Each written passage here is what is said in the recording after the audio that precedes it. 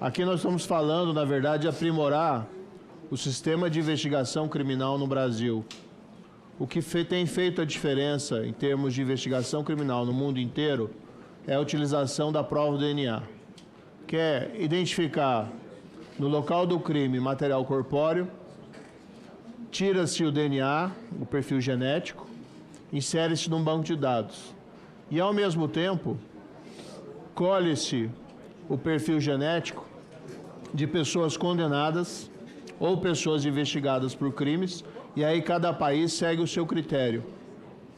O que nós temos aqui no Brasil, no nosso Banco Nacional de Perfis Genéticos, é um banco muito limitado.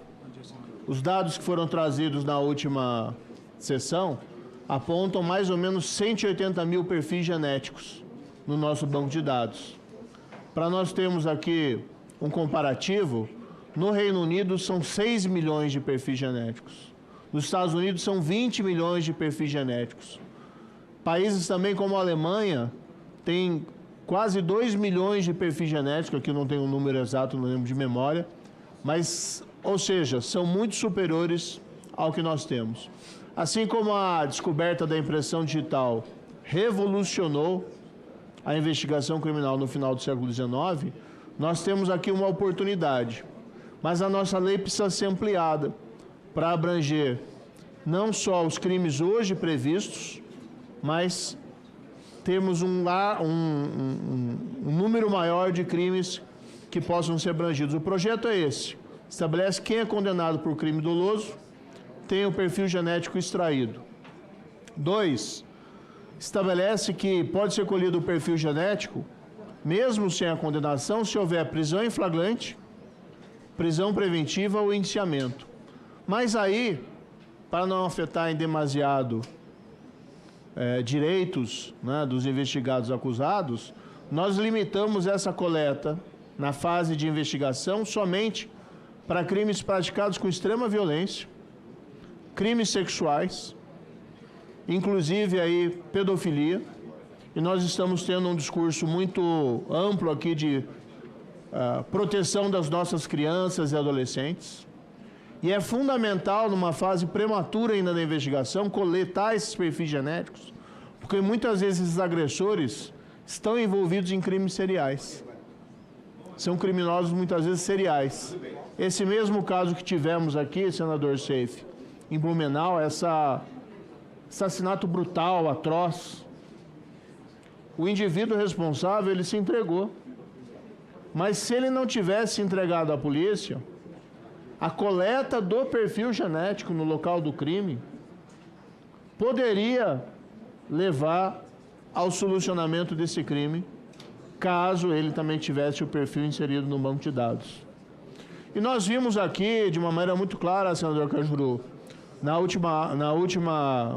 audiência pública, os expositores apontando não só como o crescimento dos números de coleta nos últimos anos resultaram num acréscimo exponencial dos crimes resolvidos. E aqui, em particular, eu tomo a liberdade de repetir, para mim, lá do Paraná, e em Curitiba em especial, esse projeto tem um significado muito importante. Porque nós tivemos um caso de um assassinato de uma menina em 2008, lá em Curitiba, menina de 9 anos, pobre, família humilde, escola pública, Raquel, que desapareceu, né? Raquel Genofre, que deixou a escola e foi para a casa dela, desapareceu no meio do caminho. O corpo dela é encontrado 3 dias depois na rodoferroviária de Curitiba. Fazem uma investigação imensa. Câmeras, testemunhas, para tentar elucidar aquele assassinato. A cidade para, porque é um assassino de criança que está solto. Não conseguem descobrir o culpado. 11 anos depois, em 2019, em Sorocaba, uma pessoa que já estava presa por outros crimes, mas que infelizmente, senador Flávio, seria solta, porque o nosso sistema é extremamente leniente. É colhido o perfil genético por conta da lei e do programa que nós implementamos no Ministério da Justiça para fazer cumprir a lei, que ela estava esquecida, é inserido no banco de dados e dá correspondência. Foi ouvida aqui a perita do caso, a senhora Mariana, que disse que eles fizeram o comparativo do material colhido no corpo da criança com 250 suspeitos. Fizeram a comparação do perfil DNA, mas não descobriram. Não deu correspondência. Se o banco de dados tivesse mais avançado, esse crime teria sido solucionado muito antes. E eu fico pensando aqui, quantos crimes dessa espécie nós podemos elucidar ou prevenir se nós ampliarmos o nosso banco de perfis genéticos. E aqui vamos também dizer o seguinte: para a coleta do perfil genético, não tira sangue, não tira um pedaço da carne, não é uma peça de Shakespeare que tem que tirar um pedaço do coração. É passar um cotonete na boca.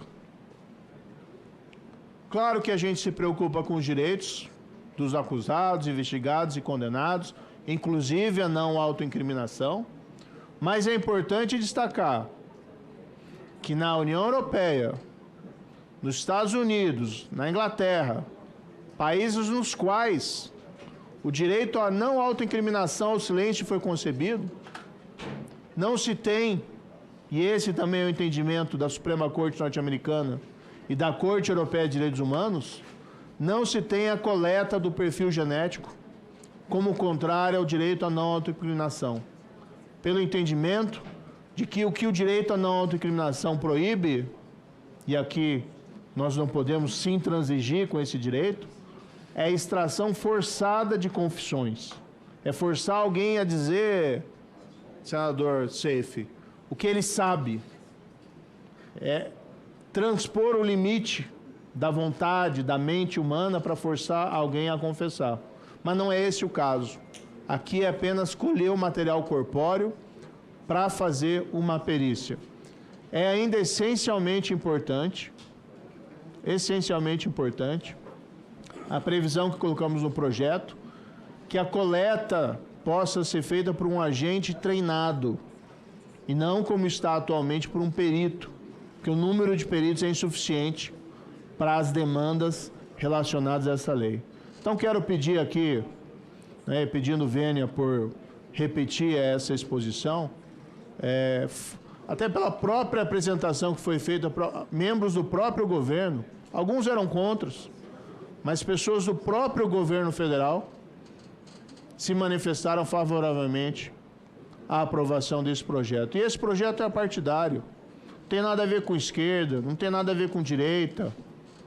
Vamos lembrar que os principais vítimas de crimes violentos nesse país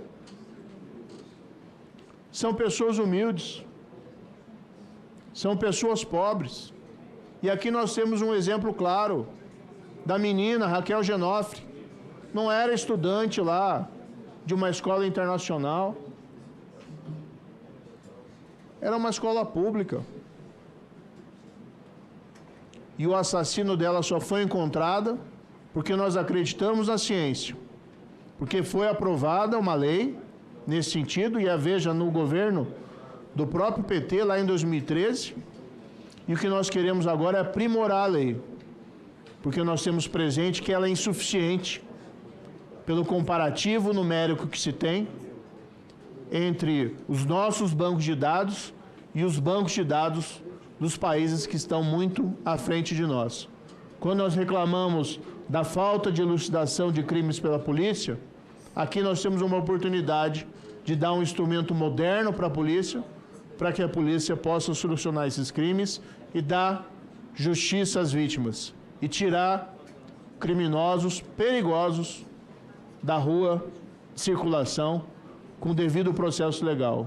Sem esquecer, e aqui eu encerro, que a prova do DNA, o Banco Nacional de Perfis Genéticos, também é um instrumento que possibilita muitas vezes exonerar aquela pessoa que foi acusada e condenada indevidamente, com base em provas inconsistentes, já que o grau de exatidão que o comparativo do DNA oferece é muito superior a qualquer outro tipo de prova, como reconhecimento, como impressão digital ou como qualquer outra coisa. Então, termino aqui, senador Cajuru, rogando aos nossos colegas senadores que demos esse passo para aprimorar a investigação criminal no Brasil e proteger as pessoas dessas práticas criminosas.